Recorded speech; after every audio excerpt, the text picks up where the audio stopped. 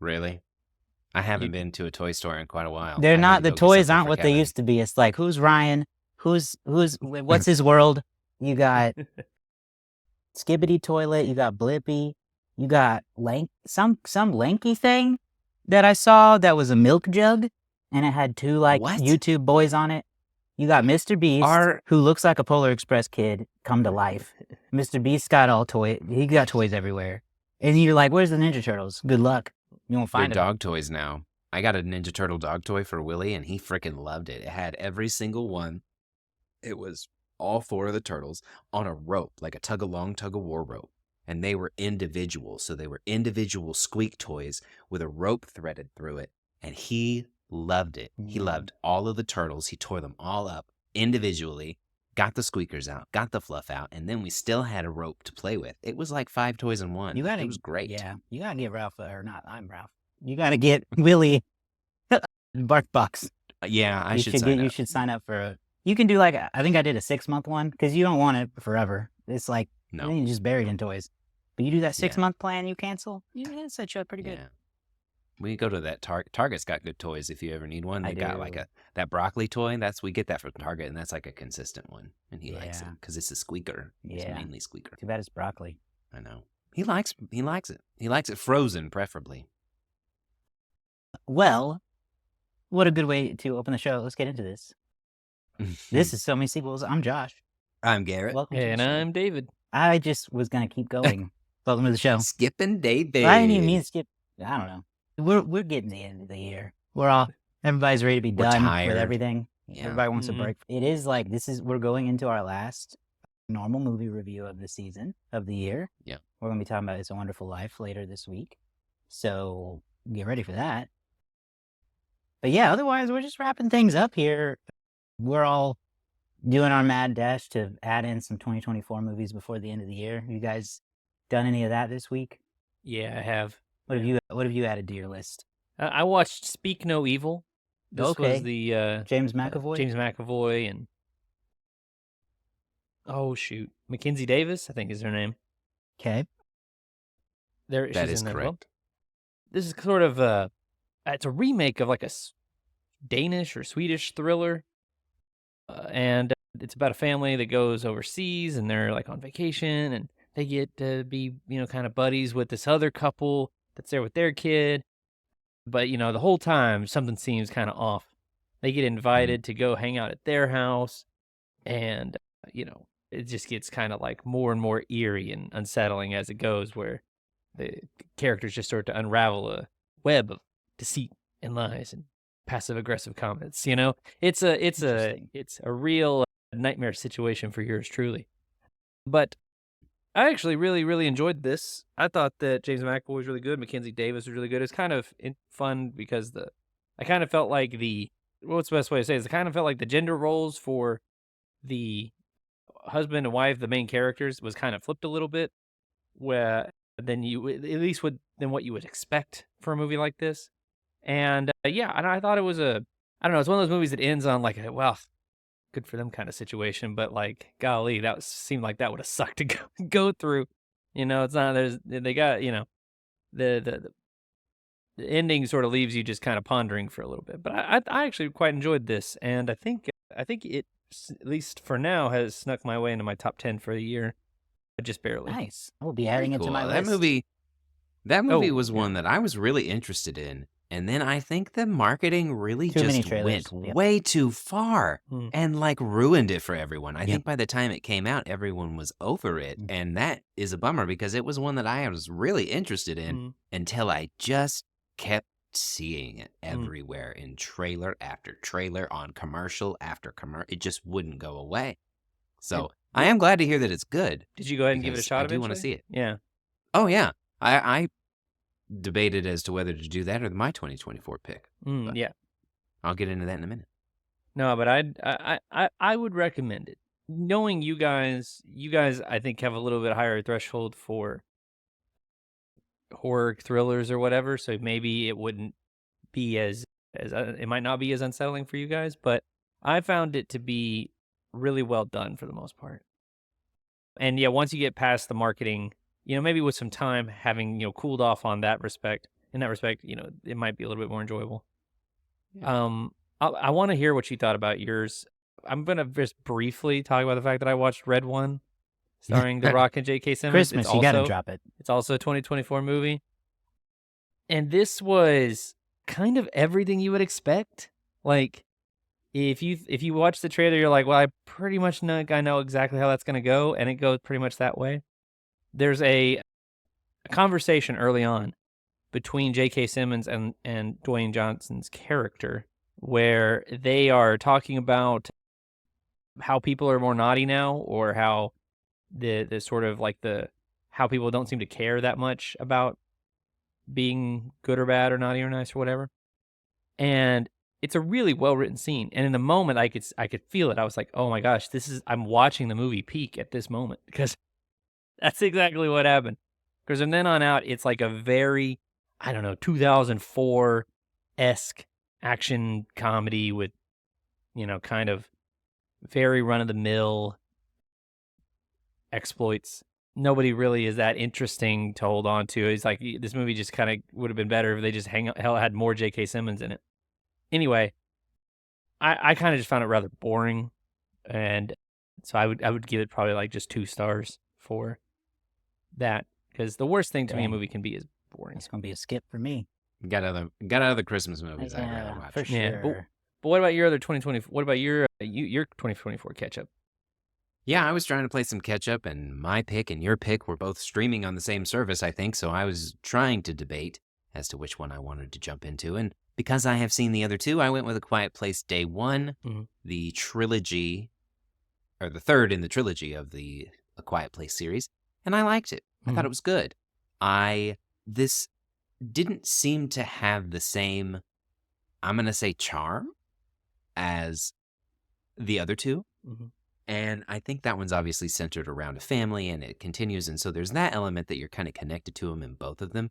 This one, you're going through a different scenario where it's the very first day of the invasion of these aliens. In A Quiet Place, you're jumping in X amount of hundreds of days into this, and people have kind of figured some things out. This is the very first day, and I think I was maybe expecting a little more. I think I was expecting more terror, and I didn't necessarily get that. It really kind of felt slow. And this movie, again, and this whole franchise is based on quiet, and so that makes sense that it would be a little slower. But it seemed like the aliens kind of went away for a little bit longer of the movie than I expected. And so they had some tense moments, but it kind of just weaved in and out a little bit. So while it was good, I don't think it's one that I would revisit in the trilogy. It was, it kind of followed the flow of like the Cloverfield paradox, but it's a lot better than that, where like the first two are really, really good, and then the third one's there. David, you saw this one too, though. What did you think? No, I quite enjoyed it myself. I don't know if it's right now it's kind of sitting, sort of hovering in the, 10 to 15 spot on my yearly list, but it was kind of interesting because, yeah, like you said, it's day one, and instead of placing yourself with a family, you're actually in a situation where 2 people kind of meet each other in the midst of this chaos. Yeah. Joseph Quinn's character and Lupita Nyong'o's character kind of meet each other in this chaos, and so they're trying to, in many ways, get to know each other while really not being able to speak to one another for fear of losing one another, and they're kind of tied together through this cat, which is I was hoping nothing would happen to, but yeah. But yeah, I thought it was very interesting. It was very different than the first two, and overall, I would say I enjoyed myself. But I rate those first two pretty highly for different reasons. And so this one is kind of like a good third, like it's good. Yes. Like I can't sit here and be like, oh, I recommend everybody give it a try. But yeah, I when you compare it to those other 2 films, I don't know, it's just something different about it. Interesting. Still on my list. We'll see if when I get to it. This wasn't a particular. Yeah. I haven't heard particularly compelling case, I don't think, to rush to it, unfortunately. No, I wouldn't say you don't need to rush to it. I certainly have a limited list that I'm working with. Yeah. So. I'll say, though, it is a good job by both by both lead actors. I think they do a good Yeah. job with this. So Well acted, for sure. I was very interested in the story. I feel like it sounds like I didn't like it. I liked it. It was 3 stars. It was a good movie. I enjoyed it. It just, those other 2 are so good. Yeah. See, Well, I I have not played any catch-up on movies this week, but I have been watching a lot of, I don't know, I guess I don't have a name for it, but it's not like trash TV, but it's definitely a form through Pop Culture Jeopardy, the new Jeopardy spinoff that's on Amazon Prime. It's so much fun. I love everything about Jeopardy, and once they announced the pop culture version, I was like, well, for one, how do I get on? I got to get on this show. 2, when does it come out? So it just premiered this month. It's only on Prime. Hosted by Colin Jost, who is very good, very competent at the host. You know, Jeopardy went through a long, like, controversial hosting season where an unknown producer named himself host for like a minute, and then everyone went, "Who are you?" And now we're here, where we've got Ken Jennings hosting the main version. I think Maya Bialik is finally like done for good with Jeopardy. I'm not sure, but she co-hosted for a while, and now Colin Jost is on this version. So a lot of changes, but I think they've finally settled in, and I'm nailing every category. But I'm not like, it's still challenging. It's not like easy where just like every question you're gonna get, but it's also team based, which is different for Jeopardy. Teams of 3, and they play in a tournament. It's exactly what I need in this kind of end of the year. I want to decompress, but I don't want to watch anything that's going to like destroy too many brain cells. Preferably maybe add some. Jeopardy will do that. Sounds like something that the 3 of us might do well on. You know, we could have our maybe Rosie we Perez, should apply. Can't jump moment. Don't put ideas in my head. I will Teams say. of 3, so. I will say. There's sports categories. There's movie categories. categories. Okay, I was going to say, we'll have to figure out what the categories are and things like that, because we also have a 4th who is just, you know, lockdown, mind trap, full of pop culture trivia. But the pressure of something like that might be too much. That's true. That's true. You know, we got a full team that we can talk about. We do. We need to season 2. They got team names? They do. They always come up, like each team comes up with their own name, and it's usually something pop culture related. They're fun. So many sequels. Yeah, .com. We just name it ourselves. We just name it ourselves. How'd you come up with the name? Well, Colin, you know, there are really so many we're big movie fans, and you know, we just think there are so many sequels out there because that's all people do. Plus, we host a podcast by that same name, and you can go follow us there. See? Free I think it'd be perfect. Wow. It'd be perfect. So that's what I've been up to this week. I also been watching. Let's switch gears here into. I don't know that I expected the Superman trailer to drop this year per se. But I think now that it's here, it's got to be one of the most highly anticipated trailers in a while. This is James Gunn's Superman. James's first movie as the new head of the DC Universe after their Snyderverse experiment, I guess I'll call it. They're resetting the universe in some sort of way, still TBD. But this is a new beginning, or they're marketing it as a new beginning for them in a lot of ways. Garrett, did you watch it? Yes. Okay. I want to hear from you first before David, puts too much bias in. All right, go ahead.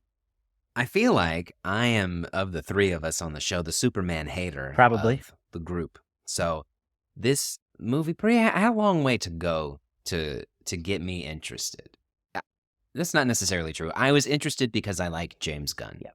And I think that I'm sick of Marvel because they don't know what they're doing right now. And so there's an opportunity, and I'm aware of this. And so I'm willing to give them that opportunity, right? And my biggest issue with Superman is I'm unfamiliar with the lore. Didn't do the comics, didn't do the show. It wasn't a big part of my life. And every version that I have seen has not been entertaining at all, except for the TV show in the 90s that I remember. I liked that.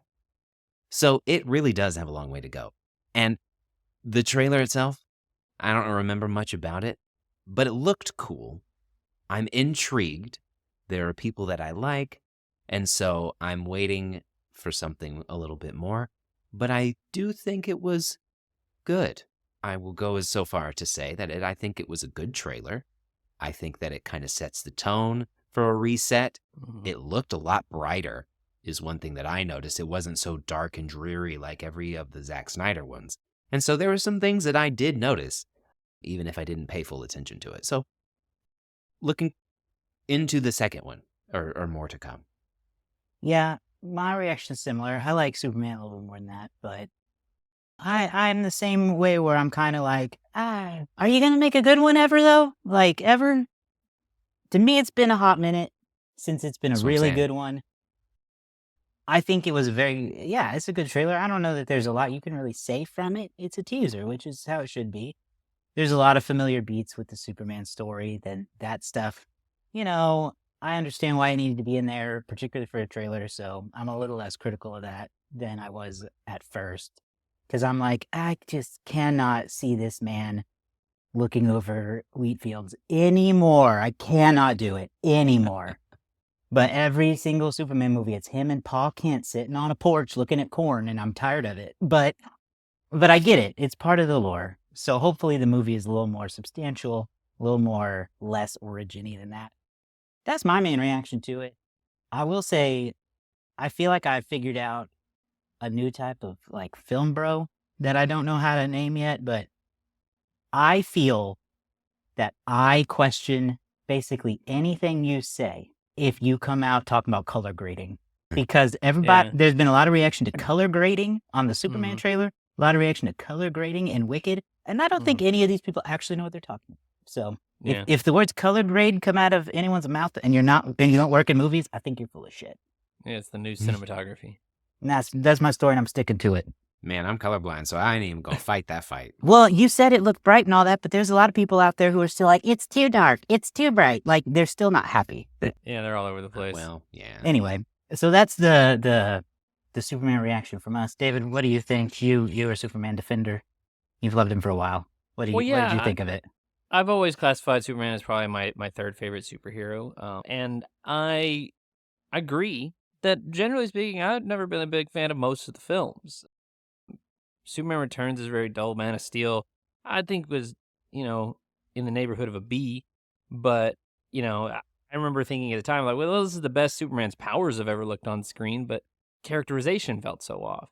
Even the classics, the ones from the 70s and 80s, they're so dated that they just don't feel like they're fun to necessarily go back and watch. I do think Superman 3 is one of the most fun of the ones because it's so ridiculous. It's so over the top. You can go back and listen to our reviews of the Superman franchise. We did that a few years back. Me and Garrett got into a bit of a heated conversation during the Superman Returns. But that said, going into this new one, my biggest hope has always been, I just want to see Superman in a situation where he can kind of like use his powers. And if you watch this trailer, there's a giant monster in it at some point, a big fire-breathing kaiju. And Superman's going to fight that, I assume. So that sounds like a lot of fun. As opposed to, just fighting some dude who is maybe as strong as him or just, Lex. Picking up big heavy things. Yeah. I mean, and I like Lex Luthor, but I just don't want him to be like, okay, Superman's big feat of strength here is catching something. Like, yeah, let him hit something, let him fight something that like no other hero could possibly fight. But more important than anything, and I didn't even like the trailer as much as I thought I would. Like, I thought I was going to be mega hyped. I felt like I saw exactly what I expected, which is it feels like it's going to be more fun. But my biggest hope is that they just kind of get the characterization of Clark/Superman right, which I feel like most modern Superman stories focus so much on the alien aspect of Superman. They focus so much on the Kal-El of it and the Krypton and all that, right? And I really just want them to focus on the Clark aspect of who this guy is. This guy's kind of a dork, and he's kind of like a lovable, innocent guy who's been raised to do the right thing, even though the rest of the world would rather just kind of like look the other way on stuff. I don't know. I feel like that's what we need right now. The thing that actually gave me the most hope wasn't this trailer. It was a interview I saw with James Gunn and Nicholas Hoult and David Cornsweet and, the actress playing Lois Lane, whose name is escaping me at this moment. But they asked David Cornsweet, what do you think would be Superman's top, like, 3 favorite movies? and he said, and this actually works out for this week, he said his 3 favorite movies would be Star Wars, It's a Wonderful Life, and Old Yeller, but he turns it off before it's over. And I was like, yeah, no, that's Superman. That's Clark Kent. That's a guy who, even though he's the strongest man in the world, he can't finish the end of Old Yeller because it makes him too sad. That is, I think, a much more interesting character than this dour, floating over the top of Earth,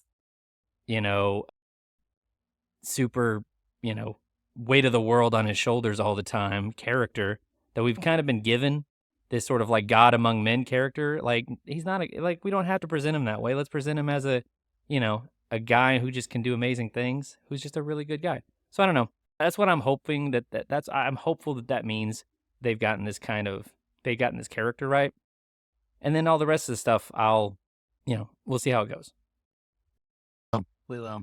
So I have high hopes because, James Gunn managed to make, I think I told you this, Garrett. If you can get the characters right, then the people will go along with you. Guardians of the Galaxy, which is what James Gunn is most known for, it's kind of a weird, wacky, over-the-top kind of story, but people really grew to like those characters. And they'll go with you on the silliness if the characters and the dynamics between the characters are good.